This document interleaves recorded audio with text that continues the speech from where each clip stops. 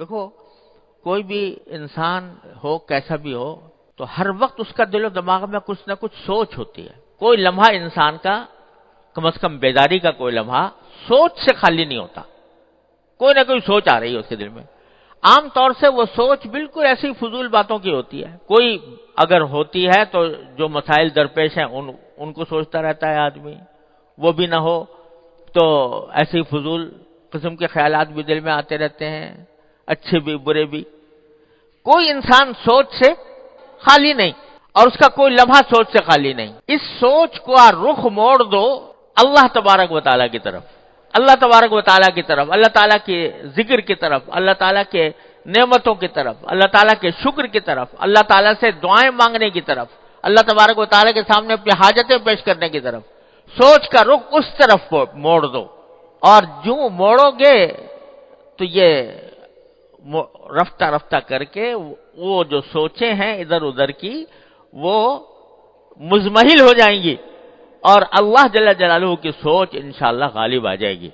خود حضور اقدس سرور دو عالم صلی اللہ علیہ وسلم نے یہ دعا فرمائی ہے، مسنون ادعیہ میں سے ہے اور بہت کثرت سے مانگنی چاہیے ہم لوگوں کو.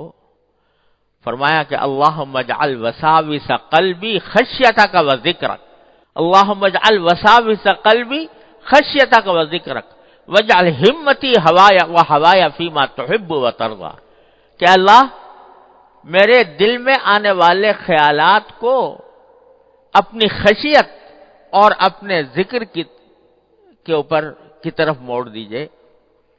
یعنی جو خیالات ہر وقت دل و دماغ کے اوپر چھائے رہتے ہیں وہ پتہ نہیں کہاں جا رہے ہیں، کس طرف مجھے لے جا رہے ہیں.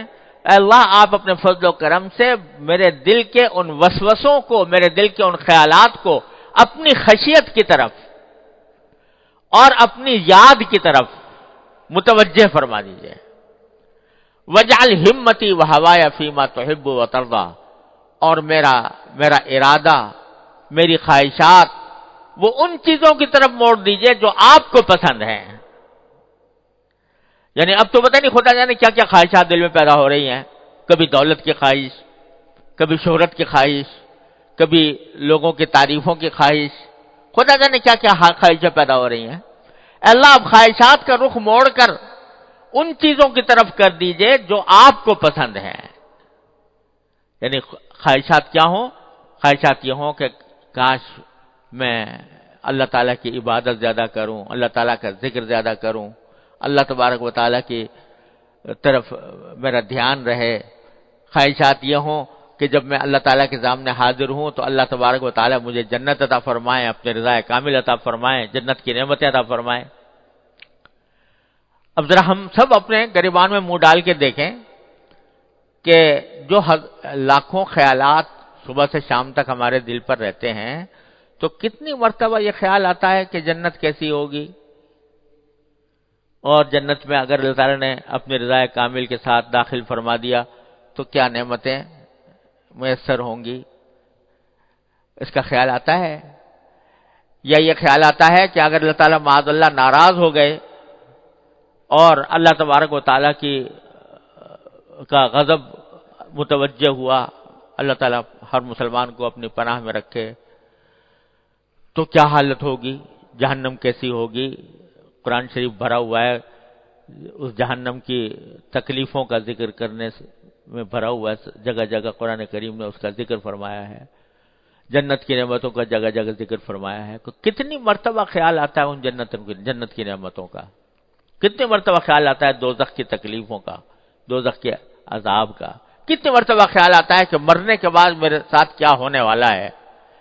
کتنی مرتبہ خیال آتا ہے کہ مرنے کے بعد جب میں قبر میں جاؤں گا تو فرشتے آئیں گے، ان کا جواب سوال ہوگا تو کس طرح جواب دوں گا. کتنی مرتبہ خیال آتا ہے کہ جب آخرت میں اٹھایا جائے گا تو میدان حشر کے اندر کیا عالم ہوگا. کتنی مرتبہ خیال آتا ہے کہ پل صراط سے گزریں گے تو کس طرح گزریں گے. یہ سارے خیالات جو حقیقت ہیں، واقعہ ہیں، کوئی ایسی قصہ کہانی نہیں ہے، کوئی افسانہ نہیں ہے، حقیقت ہے، پیش آنے والے ہیں. ان کا تو خیال آتا نہیں. اور خیالات بھرے ہوئے ہیں، دنیا جہان کے خیالات بھرے ہوئے ہیں. کبھی پیسے کے خیالات، کبھی راحت کے خیالات، کبھی لذت کے خیالات، کبھی ہوس کے خیالات، ان سے دل بھرا ہوا ہے، اور اللہ جل جلالہ کی طرف، اللہ تعالیٰ کے نعمتوں کی طرف، اس کے شکر کی طرف، اس سے دعائیں مانگنے کی طرف، اس کے عذاب اور ثواب کی طرف دھیان نہیں جاتا۔ تو فرمایا کہ اس کیفیت کو دور کرنا بھی انہی سے مانگو، اس کیفیت کو دور کرنے کی دعا بھی انہی سے مانگو، انہی سے کہو کہ یا اللہ میرا دل دماغ پتہ نہیں کن دھندوں میں گھرا ہوا ہے، کہاں بھٹک رہا ہے، اے اللہ آپ ہی اس دل و دماغ کو اپنی طرف متوجہ فرما لیجئے۔ اللہم اجعل وساوس قلبی خشیتک و ذکرک، اے اللہ میرے دل کے اندر جو وسوسے آئیں، جو خیالات آئیں، وہ آپ کی خشیت کے آئیں، آپ کی یاد کے آئیں، آپ کے ذکر کے آئیں۔ وجعل ہمتی و ہوایا فیما تحب و ترضی، اور میرے دل میں جو ارادے پیدا ہوں اور میرے دل میں جو خواہشات پیدا ہوں وہ آپ کی رضا کے خواہشات ہوں، یہ خواہشات پیدا ہوں۔ یہ بھی مانگو اللہ تعالیٰ سے۔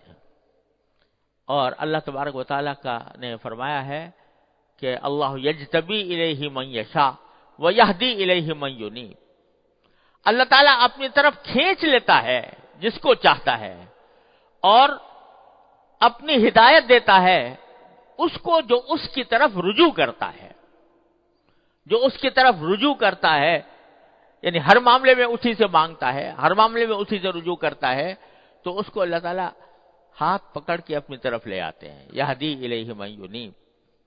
اور ہمارے حضرت تو یہ فرمایا کرتے تھے کہ اللہ یجتبی الیہ من یشاء کا جو مشہور معنی تو یہ ہے کہ اللہ تعالیٰ جس کو چاہتا ہے اس کو چن کر اپنی طرف کھینچ لیتا ہے، جس کو چاہتا ہے۔ ہمارے حضرت فرماتے تھے کہ یشاء کی ضمیر فاعل کو اگر من کی طرف راجع کیا جائے تو اس کے معنی یہ بھی ہو سکتے ہیں کہ جو چاہے کہ مجھے کھینچ لیا جائے، جو یہ چاہتا ہو کہ اللہ تعالیٰ مجھے کھینچ لے، اس کو اللہ تعالیٰ اس کو کھینچ لیتے ہیں۔ یجتبی الیہ من یشاء، جو یہ چاہتا ہو کہ اللہ تعالیٰ مجھے اپنی طرف کھینچ لیں اس کو کھینچ ہی لیتے ہیں اللہ تبارک و تعالیٰ۔ وہ چاہے کیسے کہ اللہ تعالیٰ کے سامنے اپنی یہ حاجت ظاہر کر دے کہ اللہ مجھے تو آپ اپنی طرف کھینچ لیجئے۔ تو یہ دعا بھی مانگا کرو کہ اللہ، آپ نے فرمایا اللہ یجتبی الیہ من یشاء، اے اللہ ہمیں ان میں داخل فرما لیجئے اپنے رحمت سے جن کے بارے میں آپ نے فرمایا اللہ یجتبی الیہ من یشاء۔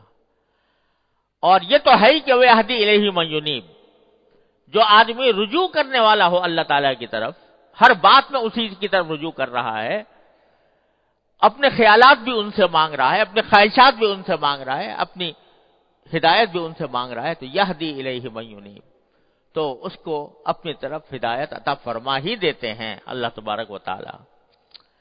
تو اس لیے جب تک یہ کیفیت پیدا نہیں ہوتی کہ راقب اللہ تجد تجاہک، اللہ تعالیٰ کا مراقبہ، اللہ تعالیٰ کے سمیع و بصیر ہونے کا مراقبہ، اللہ تبارک و تعالیٰ کے ہر وقت سامنے ہونے کا مراقبہ، جب تک یہ کیفیت پیدا نہیں ہوتی تو اس کیفیت کو بھی انہی سے مانگو، انہی سے مانگو کہ یا اللہ ایسا کر دیجئے کہ میرے خیالات، میری خواہشات، میرے دل کے وسوسے جو کچھ ہوں وہ آپ کی خشیت اور آپ کی رضا کی طرف ہوں، یہ ان سے مانگو۔